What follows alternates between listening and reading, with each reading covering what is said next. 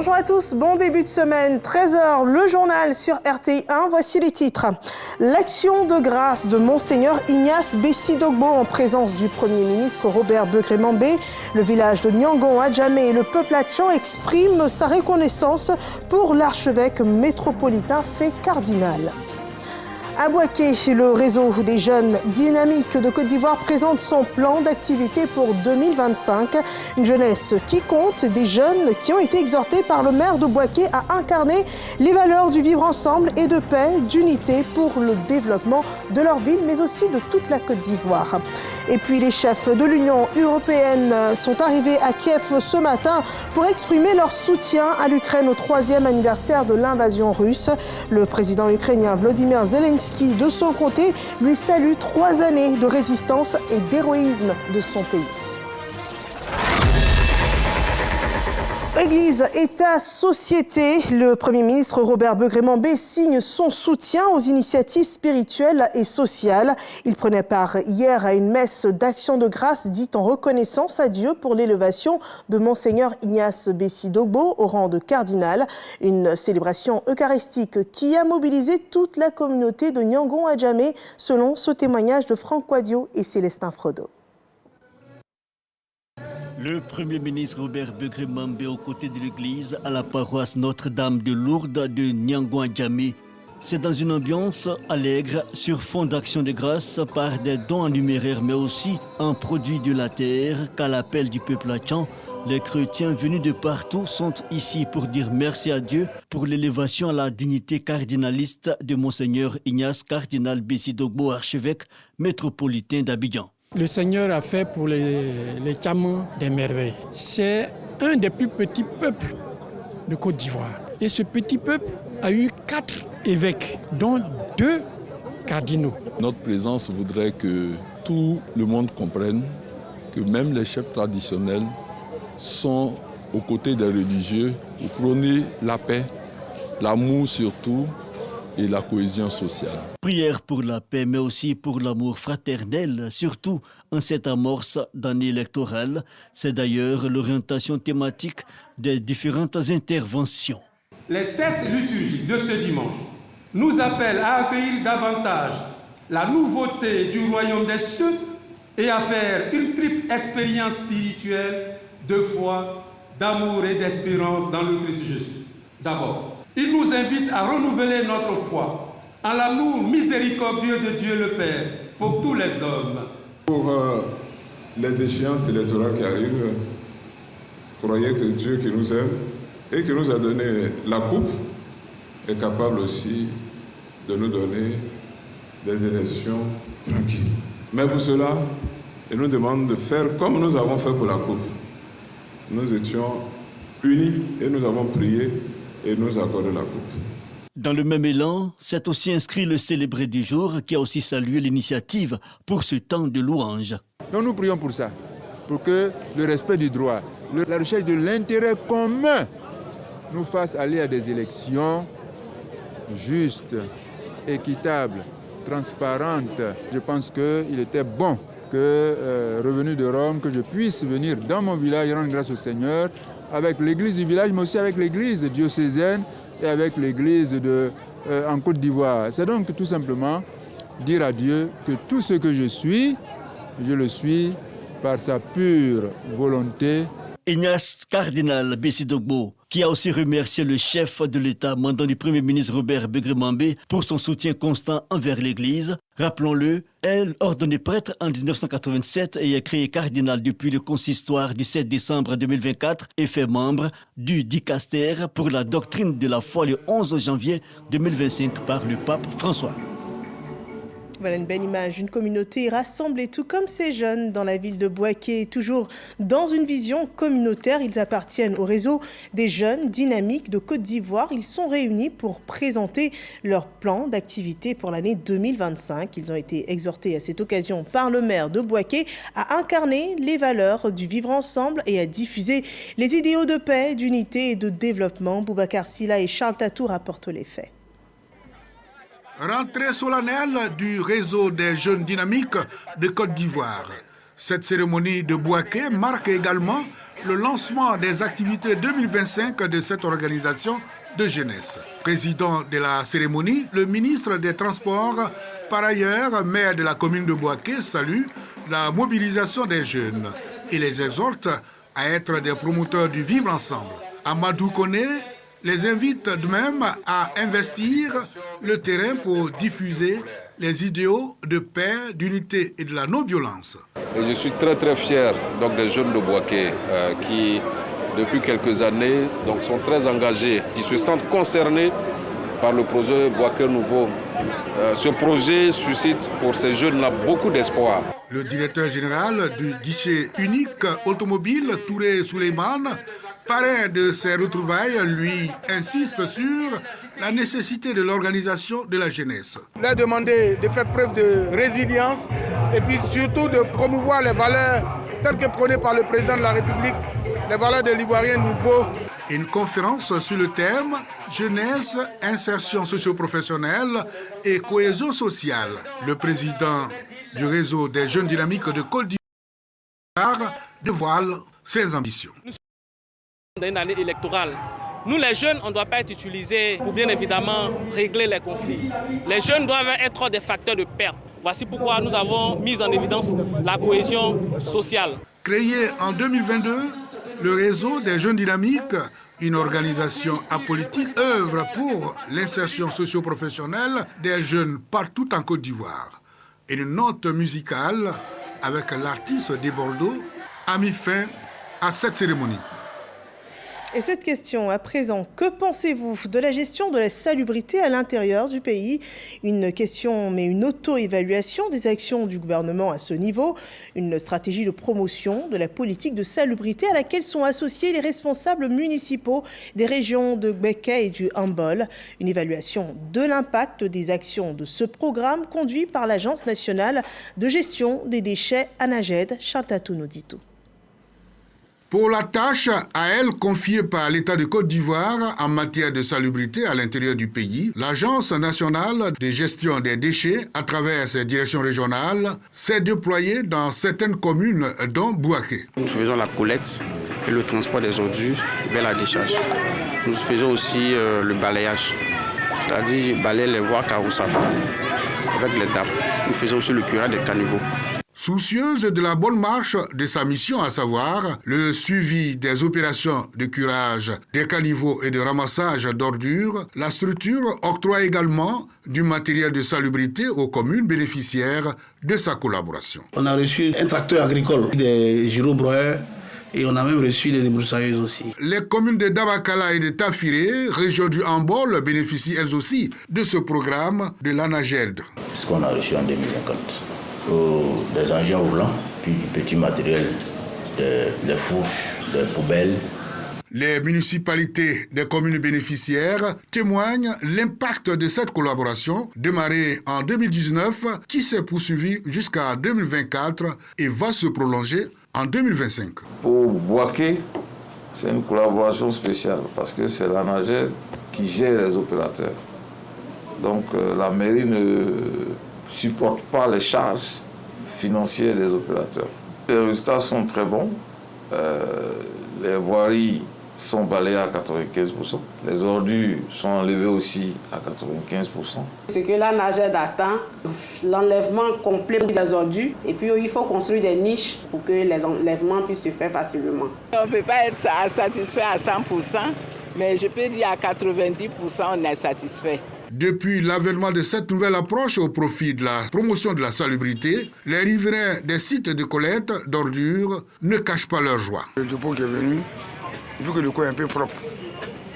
Au départ, les gens mettaient les poubelles au dehors. Aujourd'hui, on sent moins les bons odeurs. Cependant, malgré cette satisfaction, beaucoup reste encore à faire, selon les chefs de services techniques des mairies. Les services, ce qui fait que ça persiste, c'est dû au fait que nous avons des quartiers qui sont presque enclavés du fait que ce sont des lotissements non approuvés. Les actions de promotion de la salubrité contribuent considérablement à la beauté des villes, mettant fin à la prolifération des dépôts sauvages d'ordures dans les rues des quartiers. Et vu qu'on parle de salubrité, revenons sur la 7e édition des Journées de l'écologie et des changements climatiques célébrées dans la ville de Dimbokro. Les populations ont été à cette occasion instruites sur les éco-gestes pour la préservation de leur environnement. Le témoignage de Kader Sogodogo. Cours de la préfecture de Dimbokro, chef-lieu de la région d'Unzi. Célébration de la 7e édition des Journées de l'écologie et des changements climatiques, JIFAC. Une cérémonie qui enregistre la présence du ministre de l'Environnement, du Développement durable et de la Transition écologique, Jacques Assaoré Kola. Il signale que les changements climatiques posent véritablement problème. À l'occasion de ces journées, nous appelons l'attention de nos populations, de sorte à ce qu'elles changent de façon de faire, qu'elles arrêtent les feux de brousse, l'orpaillage clandestin, qu'elles arrêtent la déforestation. Parrain de cette édition, le ministre des Finances et du Budget, Adama Koulibaly, par ailleurs, maire de Dimbokro. Il invite les populations à tout mettre en œuvre pour lutter efficacement contre tout ce qui encourt au changement climatique. C'est que chaque jour, chacun de nous doit poser des actes montrant effectivement qu'il est en train de changer de comportement vis-à-vis en fait la question de la nature et des changements climatiques. Cette édition des Journées de l'écologie et des changements climatiques a été ponctuée par diverses activités dont une marche écologique et un planting d'arbres ainsi que la récompense des 50 meilleurs élèves du primaire et du secondaire du département de Dimbokro. Les changements climatiques sont une réalité à Dimbokro qui faisait partie de l'ancienne boucle du cacao. Dimbokro, en Côte d'Ivoire, est réputé pour son climat chaud en permanence. Selon le dernier rapport de la Banque mondiale, les effets des changements climatiques pourront coûter d'ici 2050 jusqu'à 22 milliards de dollars à la Côte d'Ivoire si rien n'est fait pour les contrer. Et du Vébaoulé, partons en toute sécurité pour la région du Poro, dans la localité de Sowo, qui a récemment vu ouvrir son premier commissariat de police. On le voit avec Ami Sissoko. Une nouvelle dynamique en matière de sécurité s'installe désormais dans la sous-préfecture de Sowo, à 10 km de Korogo, sur l'as Korogo-Mbengue, non loin de la frontière malienne. Le ministre de l'Intérieur et de la Sécurité, le général Vagondo Diomandé, a procédé à la mise en service du tout premier commissariat de cette localité. Bâti sur 1 hectare et comprenant 9 bureaux, cet édifice est le fruit de la volonté d'un fils de la localité, Ndosulu Yakuba Soro, ex-député de la sous-préfecture de Korogo. Honorable, vos nombreuses réalisations et œuvres dans la sous-préfecture de Korogo, les années 1980 jusqu'à nos jours, parlent pour vous. Merci et que Dieu vous accorde une longue vie auprès de nous. Cette nouvelle infrastructure symbolise un pas important vers le renforcement de la sécurité de nos communautés. Le ministre de l'Intérieur et de la Sécurité, le général Vagondo Diomandé, accompagné du ministre Fidel Sarasoro, secrétaire exécutif du Conseil national de sécurité et président du Conseil régional du Poro, a présenté le commissaire Patrice Gueye, désormais en charge de ce nouveau poste. Je suis d'autant plus heureux qu'en ma qualité de président du Conseil régional du Poro, cette cérémonie est la deuxième du genre à laquelle je suis convié en moins de 2 ans dans cette région et à la tête de cette région. Je voudrais saisir cette occasion pour exprimer ma gratitude au chef de l'État, son Excellence M. Alassane Ouattara, qui a fait de la sécurité des personnes et des biens une priorité absolue de son programme de développement. Des cadres comme vous, notre pays en a besoin. Merci d'avoir mis à notre disposition cet édifice important qui est un élément supplémentaire de la sécurité qui constitue l'une des priorités essentielles de son Excellence, Monsieur le Président de la République, son Excellence Alassane Ouattara. Pour faciliter donc le démarrage des activités, un véhicule et 2 motos ont été offerts au nouveau commissariat par le ministère de l'Intérieur, ainsi que des ordinateurs par le maire de Korogo, Lassina Ouattara. Outre ce commissariat, Ndosulu Yakuba Soro a à son actif à Sowo la construction de la gendarmerie, du lycée moderne et des logements pour enseignants.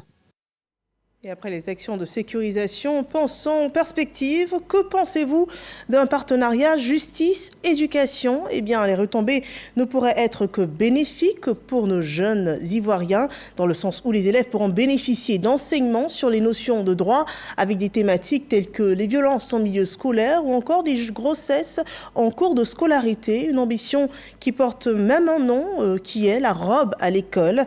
Un partenariat qui a été discuté par les deux parties, le ministère de l'Éducation nationale et l'Ordre des avocats de Côte d'Ivoire. On en sait plus avec Sephora Zeki. L'Ordre des avocats de Côte d'Ivoire veut prendre une part active dans la revalorisation qui vise à initier les élèves aux fondamentaux du droit en abordant des sujets aussi cruciaux que les violences en milieu scolaire et les grossesses en cours de scolarité. Un projet essentiel qui est la robe à l'école, la robe en tant que robe d'avocat à l'école pour faire une justice de proximité, pour envoyer le droit à nos élèves, à nos enfants dans les établissements, pour les initier au droit, leur expliquer leurs droits pour qu'ils puissent mieux se défendre dans la vie de tous les jours. Pour la ministre Mariatou Koné, ce partenariat est d'une importance capitale. Elle salue l'engagement de l'Ordre des avocats, souligne l'impact direct de ces initiatives sur la protection des enfants et des jeunes. La robe à l'école permet aux enfants de connaître leurs droits, de pouvoir se méfier, éviter certains comportements, intérioriser d'autres comportements. Et pour nous, tout cela permet à l'enfant de se constituer en tant que personne sur laquelle l'État de Côte d'Ivoire peut compter en tant que capital humain. Tout cela participe de la formation du capital humain de notre pays. Voilà. Et donc nous voulons féliciter Madame le bâtonnier, l'encourager dans ses activités et souhaiter que ce projet-là puisse se dérouler aisément sur l'ensemble du territoire, dans toutes nos écoles, dans tous nos lycées. Le deuxième projet ambitieux concerne l'ouverture d'un bureau d'assistance aux victimes de violences domestiques qui offrira un accompagnement juridique, psychologique aux plus vulnérables. Le partenariat entre le ministère de l'Éducation nationale et de l'alphabétisation et l'Ordre des avocats de Côte d'Ivoire semble prometteur. Ensemble, ils entendent offrir aux jeunes Ivoiriens les outils nécessaires pour mieux comprendre leurs droits et surtout les défendre. Et voilà qui pourrait bien diversifier l'offre éducative en Côte d'Ivoire. Nous poursuivons toujours sur la formation citoyenne et parlons de paix. Et pour enseigner sur la paix, il n'y a pas mieux que le CERAP, qui a d'ailleurs pignon sur rue. Le Centre de recherche pour la paix initie dans la ville de Bouaké des échanges sur la création d'un climat de confiance et d'unité autour de la présidentielle en 2025. Mission impossible ou possible? On vous répond dans ce reportage de Djeneba Ouattara et Soro Corona.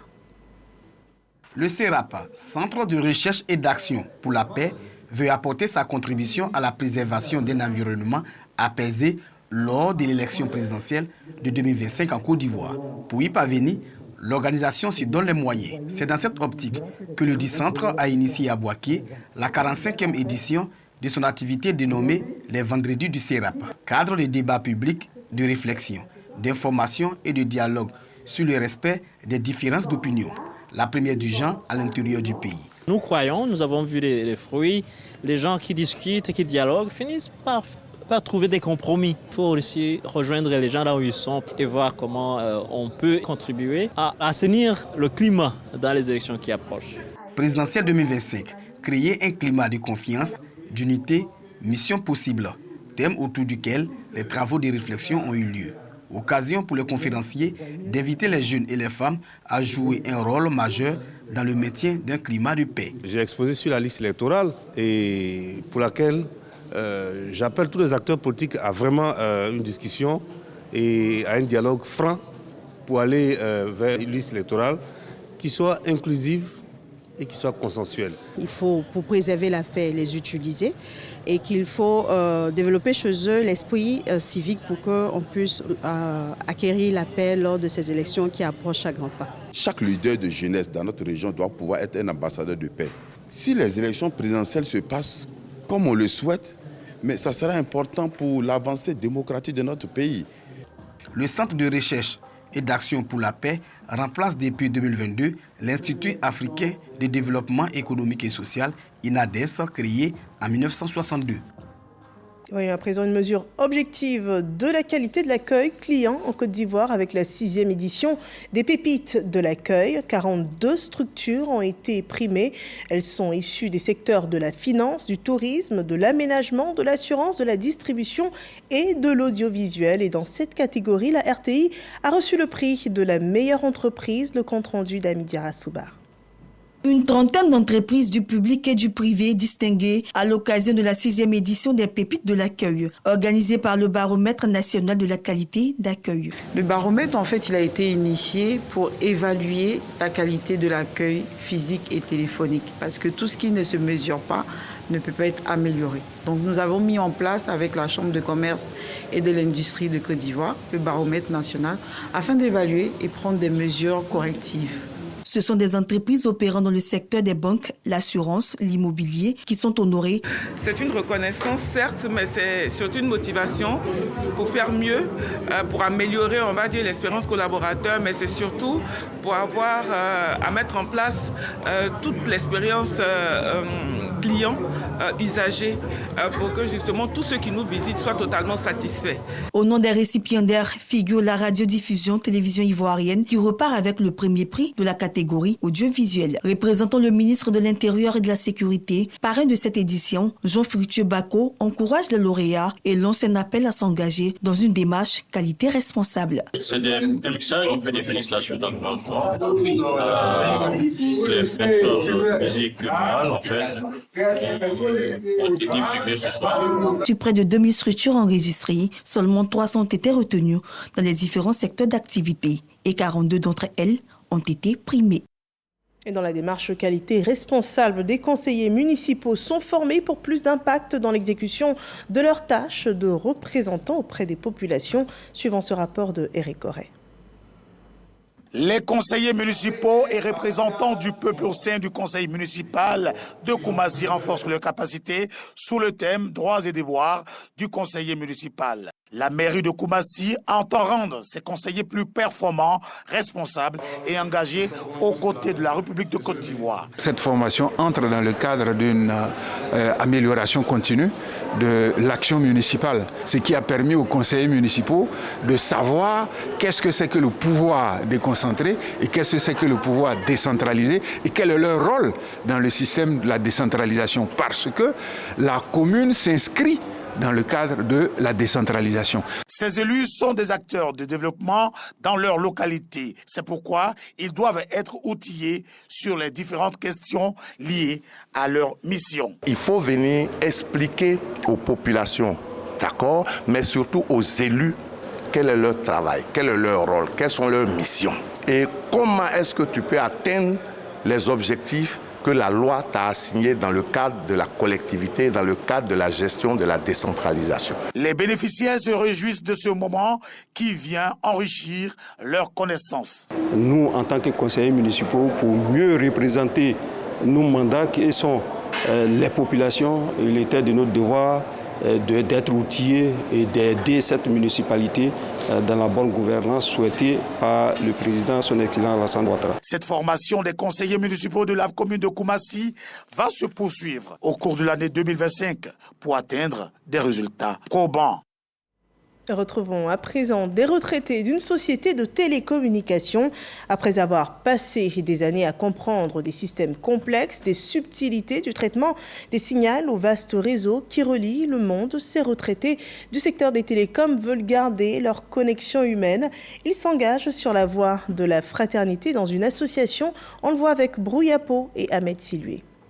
Ils sont tous anciens travailleurs d'une société de téléphonie. Aujourd'hui à la retraite, ils décident de se mettre ensemble pour mener des actions en leur faveur. À travers donc cette association, le président Taïkoutoua entend offrir aux ex-travailleurs une seconde vie épanouie. On n'a pas pris la retraite comme une maladie.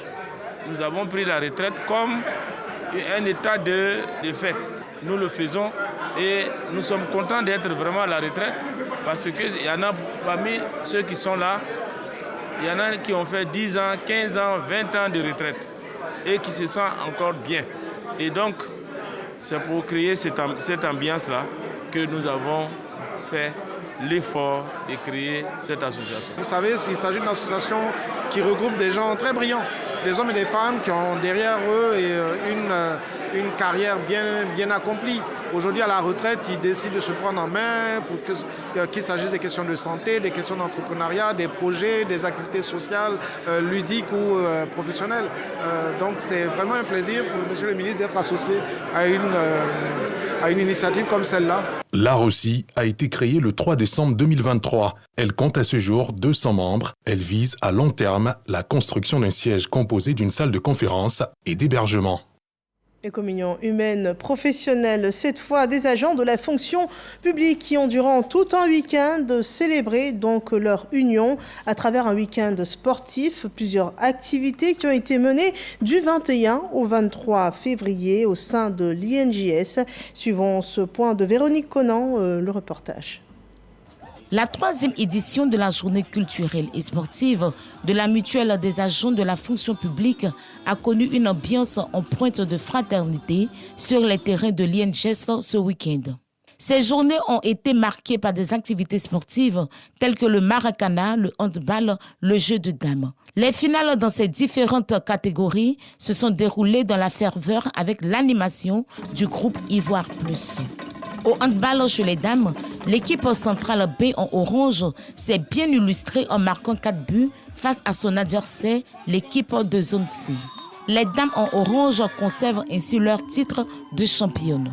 Chez les hommes au maracana, l'indisponibilité de l'équipe de la zone 7 a donné la victoire à ceux de la zone 5 en bleu qui raflent aussi le prix spécial de la meilleure équipe issue des directions régionales.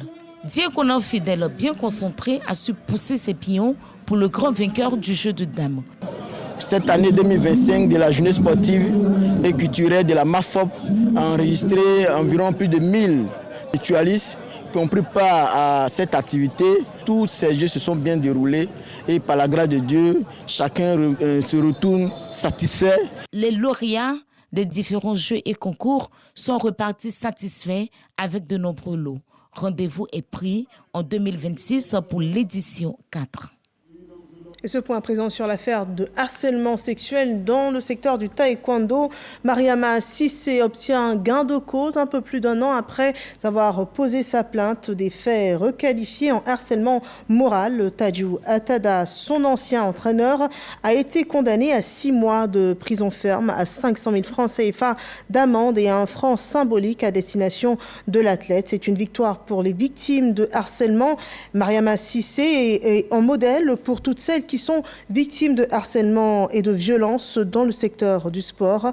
Elle avait à ses côtés son amie Audrey Akachia, une autre athlète venue témoigner durant le procès pour des faits d'attouchement. Elle a été également soulagée par le verdict du tribunal. Mariama Sissé a reçu aussi les félicitations de la double championne du monde ivoirienne de taekwondo, Ruth Gbagbi. Et juste après le procès, c'est aussi une victoire pour son avocate, maître Francine Akangui, qui assure qu'il s'agit de la première fois qu'un procès pour harcèlement dans le monde du sport va jusqu'au bout en Côte d'Ivoire.